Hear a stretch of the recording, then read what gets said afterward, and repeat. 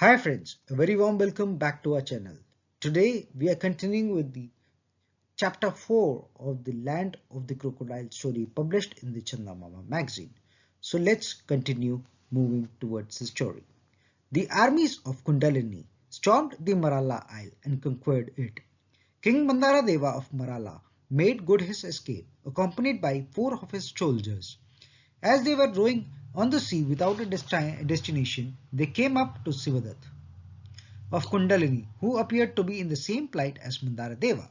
Sivadath began to tell Mandara Deva what had happened in Kundalini before Naravahana became the king. What Sivadath said surprised Mandara Deva. Samarsen was such an experienced and a brave person that it was unbelievable that he committed political blunders. In order to enrich his motherland, Samarsen had voyaged to strange islands, had undergone unimaginable hardships and brought back untold wealth. Was it possible that his wealth had brought misery to Kundalini instead of prosperity?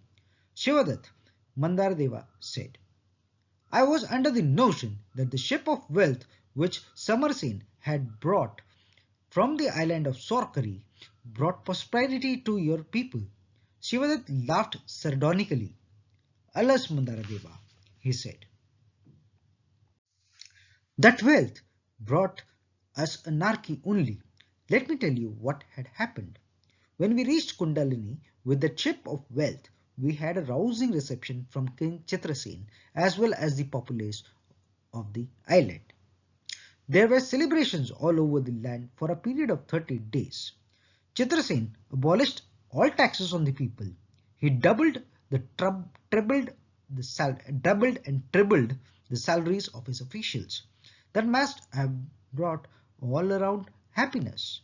Mandaradeva exclaimed, well, let me tell you all about it, Sivadath said, seeing that his coffers overflowed with silver and gold.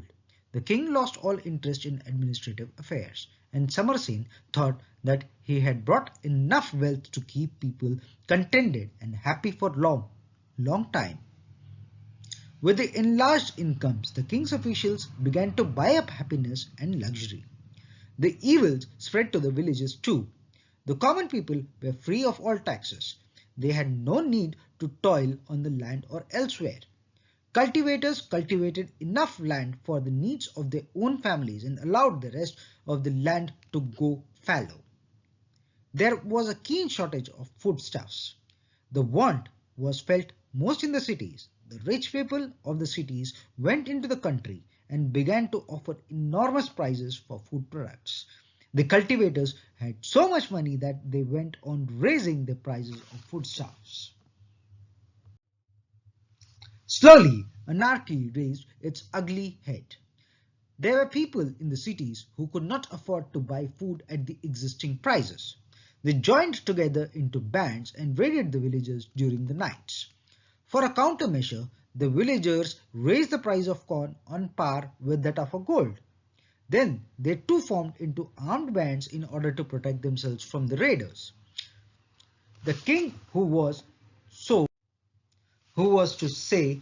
so to say in the seventh heaven of delight, knew nothing about these developments. Let me confess that I and Samarsen were equally ignorant. We lost contact with the state of the affairs in the land. The more the wealth flowed out of the treasury, the more was the need of the people for money. The most acute shortage of money was felt because of the rise in food prices, which was more than 1,000-fold. And the entertainments for which King Chitrasen devised for the diversions of his people, now I feel terribly ashamed when I think of them. For the same, the people thronged by the hundreds and thousands to witness those entertainments. Let me describe them to you. Lions were caught in the jungle and were brought into an arena. Whoever entered the arena armed only with a sword and killed the lion and was awarded the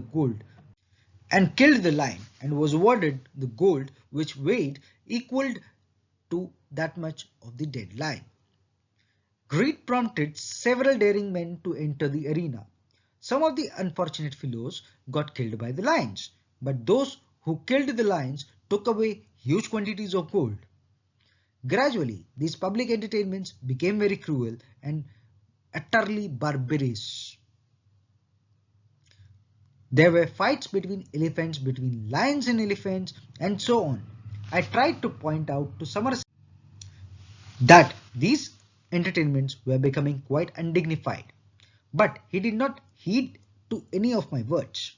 A common soldier called Naravahana, who had shared Somerset's adventures on the isle of sorcery, became Somerset's new confidant in my place. We don't lack in wealth, Somerset told me. Let our people learn to be tough and brave. There is nothing wrong in it. A king is getting old. Why should he not get some entertainment of these games? While the king and his court wasted its energy on these stupid games, very serious things were happening in the rest of the land. Kingships sprang up like mushrooms everywhere. Whoever could dominate the local population became a lord, the local boss. And there they gathered small forces and began to fight their neighbors in order to extend their influence. Neither King Chitrasen nor any of his courtiers had any contact whatsoever with the people. They were blissfully ignorant of what was happening all over the land. I was the only one who guessed at a fraction of the trouble that was brewing, but none would pay any heed to my warnings. They were all deaf to them. Virtually all trade and cultivation became or came to a standstill. There were desperadoes scouring and ravaging the towns as well as the villages in large bands without anyone to hinder them. Soon the king's rule was limited to area of his palace. Beyond the fort he was not thought of. The country seethed with princes, kings and monarchs.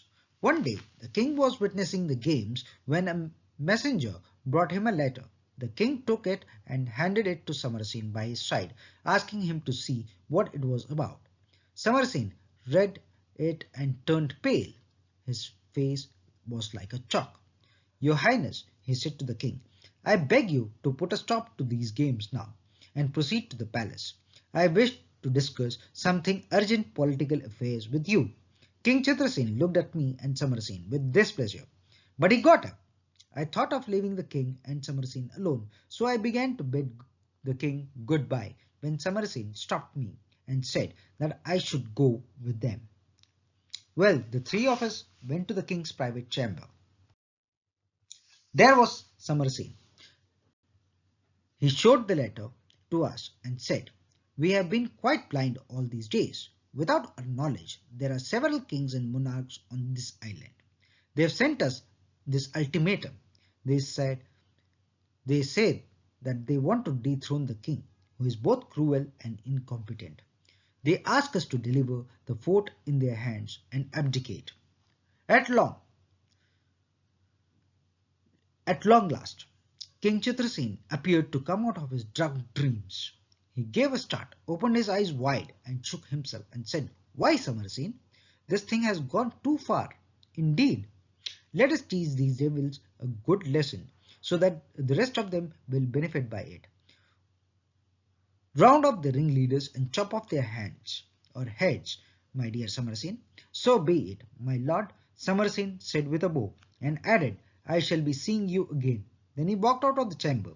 I accompanied him without saying anything. After walking for a while, Somerset suddenly halted and said to me, Shivadat, what do you think of all this? I was unable to reply to this abrupt question. Moreover, I knew very little except that the country was in a state of anarchy, that some upstarts had gathered forces around them and were indulging in feuds with one another. It surprised me that some of the upstarts should become so strong as to challenge the king himself. If I knew a little about the state in which the country was in, Somerset knew. Even Somerset knew even less about it, and I had not the least doubt about that. I am afraid, I said at last, that the enemy must be strong.